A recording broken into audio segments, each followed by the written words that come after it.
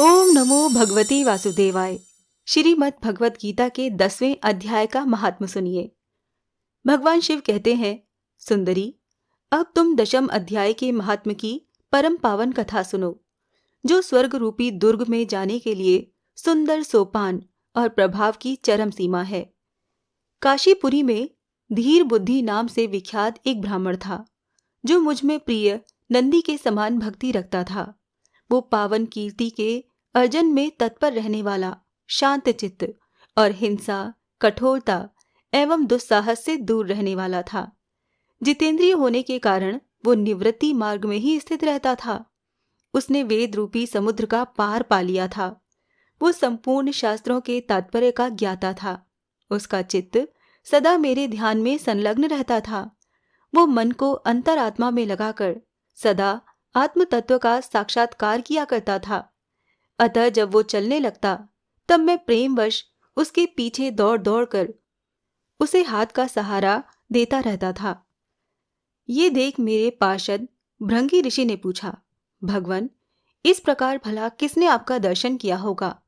इस महात्मा ने कौन सा तप, होम अथवा जप किया है कि स्वयं आप ही पद पद पर इसे हाथ का सहारा देते चलते हैं? भृंगी ऋषि का ये प्रश्न सुनकर मैंने इस प्रकार उत्तर देना आरंभ किया। एक समय की बात है, कैलाश पर्वत के पार्श्वभाग में पुन्नाग वन के भीतर चंद्रमा की अमृतमयी किरणों से धुली हुई भूमि में एक वेदी का आश्रय लेकर मैं बैठा हुआ था। मेरे बैठने के क्षण भर बाद ही सहसा बड़े जोर की आंधी उठी। वहां के वृक्षों की शाखाएं नीचे ऊपर होकर आपस में टकराने लगीं। कितनी ही टहनियां टूट टूट कर बिखर गईं। पर्वत की अविचल छाया भी हिलने लगी।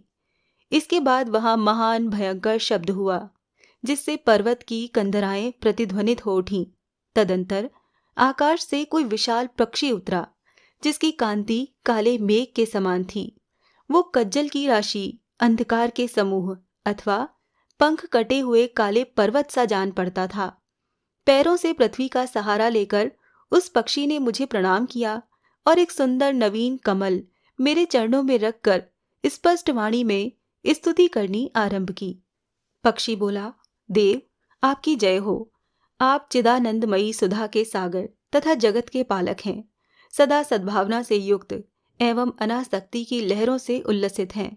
आपके वैभव का कहीं अंत नहीं है। आपकी जय हो। अद्वैत वासना से परिपूर्ण बुद्धि के द्वारा आप त्रिविध मलों से रहित हैं। आप जितेंद्रिय भक्तों के अधीन रहते हैं तथा ध्यान में आपके स्वरूप का साक्षात्कार होता है। आप अविद्यामय, उपाधि से रहित, नित्य मुक्त, निराकार, निरामय, असीम, अहंकार शून्य, आवरण रहित और निर्गुण हैं। आपके चरण कमल शरणागत भक्तों की रक्षा करने में प्रवीण हैं। अपने भयंकर ललाट रूपी महासर्प की विष ज्वाला से आपने कामदेव को भस्म किया है। आपकी जय हो। आप प्रत्यक्ष आदि प्रमाणों से दूर होते हुए भी प्रामाण्य स्वरूप हैं। आपको बार बार नमस्कार है। चैतन्य के स्वामी तथा त्रिभुवन रूपधारी, आपको प्रणाम है। मैं श्रेष्ठ योगियों द्वारा चुंबित आपके उन चरण कमलों की वंदना करता हूँ, जो अपार भव पाप के समुद्र से पार उतारने में अद्भुत शक्तिशाली हैं। महादेव, साक्षात बृहस्पति भी आपकी स्तुति करने की धृष्टता नहीं कर सकते। सहस्र मुखों वाले नागराज शेष में भी इतनी चातुरी नहीं है कि वो आपके गुणों का वर्णन कर सकें। फिर मेरे जैसे छोटी बुद्धि वाले पक्षी की तो बिसात ही क्या है। उस पक्षी के द्वारा किए हुए इस स्रोत को सुनकर मैंने उससे कहा, विहंगम, तुम कौन हो और कहाँ से आए हो? तुम्हारी आकृति तो हंस जैसी है, मगर रंग कौवे जैसा है। तुम जिस प्रयोजन को लेकर यहाँ आए हो, उसे बतलाओ। पक्षी बोला, देवेश, मुझे ब्रह्मा जी का हंस जानिए। जिस कर्म से मेरे शरीर में इस समय कालिमा आ गई है, उसे सुनिए। प्रभु, यद्यपि आप सर्वज्ञ हैं, अतः आपसे कोई भी बात छिपी नहीं है। तथापि यदि आप पूछते हैं तो बतलाता हूँ। सौराष्ट्र अर्थात सूरत नगर के पास एक सुंदर सरोवर है, जिसमें कमल लहलहाते रहते हैं। उसी में से बाल चंद्रमा के टुकड़े जैसे श्वेत मृणालों के ग्रास लेकर मैं बड़ी तीव्र गति से आकाश में उड़ रहा था। उड़ते उड़ते सहसा वहां से पृथ्वी पर गिर पड़ा। जब होश में आया और अपने गिरने का कोई कारण न देख सका तो मन ही मन सोचने लगा कि ये मुझ पर क्या आ पड़ा, आज मेरा पतन कैसे हो गया। पके हुए कपूर के समान मेरे श्वेत शरीर में ये कालिमा कैसे आ गई। इस प्रकार विस्मित होकर मैं अभी विचार ही कर रहा था कि उस पोखरे के कमलों में से मुझे ऐसी वाणी सुनाई दी, हंस उठो, मैं तुम्हारे गिरने और काले होने का कारण बताती हूँ। तब मैं उठकर सरोवर के बीच में गया और वहां 5 कमलों से युक्त एक सुंदर कमलिनी को देखा।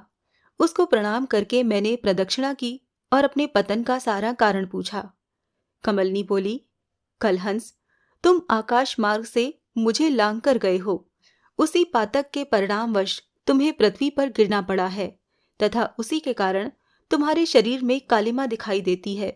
तुम्हें गिरा देख मेरे हृदय में दया भर आई और जब मैं इस मध्यम कमल के द्वारा बोलने लगी हूँ उस समय मेरे मुख से निकली हुई सुगंध को सूंघकर 60,000 भंवरे स्वर्गलोक को प्राप्त हो गए हैं। पक्षीराज, जिस कारण मुझ में इतना वैभव, ऐसा प्रभाव आया है उसे बतलाती हूँ, सुनो। इस जन्म से पहले तीसरे जन्म में मैं इस पृथ्वी पर एक ब्राह्मण की कन्या के रूप में उत्पन्न हुई थी। उस समय मेरा नाम सरोज वदना था। मैं गुरुजनों की सेवा करती हुई सदा एकमात्र पातिव्रत के पालन में तत्पर रहती थी। एक दिन की बात है, मैं मैना को पढ़ा रही थी। इससे पति सेवा में कुछ विलंब हो गया। इससे पति देवता कुपित हो गए और उन्होंने श्राप दिया, पापिनी, तू मैना हो जा। मरने के बाद यद्यपि मैं मैना ही हुई तथापि पतिव्रत के प्रसाद से मुनियों के ही घर में मुझे आश्रय मिला। किसी मुनि कन्या ने मेरा पालन पोषण किया। मैं जिनके घर में थी वो ब्राह्मण प्रतिदिन प्रातःकाल विभूति योग नाम से प्रसिद्ध गीता के 10वें अध्याय का पाठ करते थे और मैं उस पापहारी अध्याय को सुना करती थी। विहंगम, काल आने पर मैं मैना का शरीर छोड़कर 10वें अध्याय के महात्म्य से स्वर्गलोक में अप्सरा हुई। मेरा नाम पद्मावती हुआ और मैं पद्मा की प्यारी सखी हो गई। एक दिन मैं विमान से आकाश में विचर रही थी। उस समय सुंदर कमलों से सुशोभित इस रमणीय सरोवर पर मेरी दृष्टि पड़ी और इसमें उतरकर ज्यों ही मैंने जल क्रीड़ा आरंभ की त्यों ही दुर्वासा मुनि आ धमके। उन्होंने वस्त्रहीन अवस्था में मुझे देख लिया और उनके भय से मैंने स्वयं ही एक कमलनी का रूप धारण कर लिया। मेरे दोनों पैर 2 कमल हुए, दोनों हाथ भी 2 कमल हो गए और शेष अंगों के साथ मेरा मुख भी एक कमल हो गया। इस प्रकार मैं 5 कमलों से युक्त हुई। मुनिवर दुर्वासा ने मुझे देखा। उनके नेत्र क्रोध अग्नि से जल रहे थे। वो बोले, पापिनी, तू इसी रूप में 100 वर्षों तक पड़ी रहे। ये श्राप देकर वो क्षण भर में अंतर्ध्यान हो गए। कमलनी होने पर भी विभूति योग अध्याय के महात्म से मेरी वाणी लुप्त नहीं हुई। मुझे लांघने मात्र के अपराध से तुम पृथ्वी पर गिरे हो। पक्षीराज, यहाँ खड़े हुए तुम्हारे सामने ही आज मेरे श्राप की निवृत्ति हो रही है, क्योंकि आज 100 वर्ष पूरे हो गए हैं। मेरे द्वारा गाए जाते हुए उस उत्तम अध्याय को तुम भी सुन लो। उसके श्रवण मात्र से तुम भी आज ही मुक्त हो जाओगे। यूं कहकर पद्मिनी ने स्पष्ट एवं सुंदर वाणी में 10वें अध्याय का पाठ किया और वो मुक्त हो गई। उसे सुनने के बाद उसी के दिए हुए इस उत्तम कमल को लाकर मैंने आपको अर्पण किया है। इतनी कथा सुनाकर उस पक्षी ने अपना शरीर त्याग दिया। ये एक अद्भुत सी घटना हुई। वही पक्षी अब 10वें अध्याय के प्रभाव से ब्राह्मण कुल में उत्पन्न हुआ है। जन्म से ही अभ्यास होने के कारण शैशवावस्था से ही इसके मुख से सदा गीता के 10वें अध्याय का उच्चारण हुआ करता है।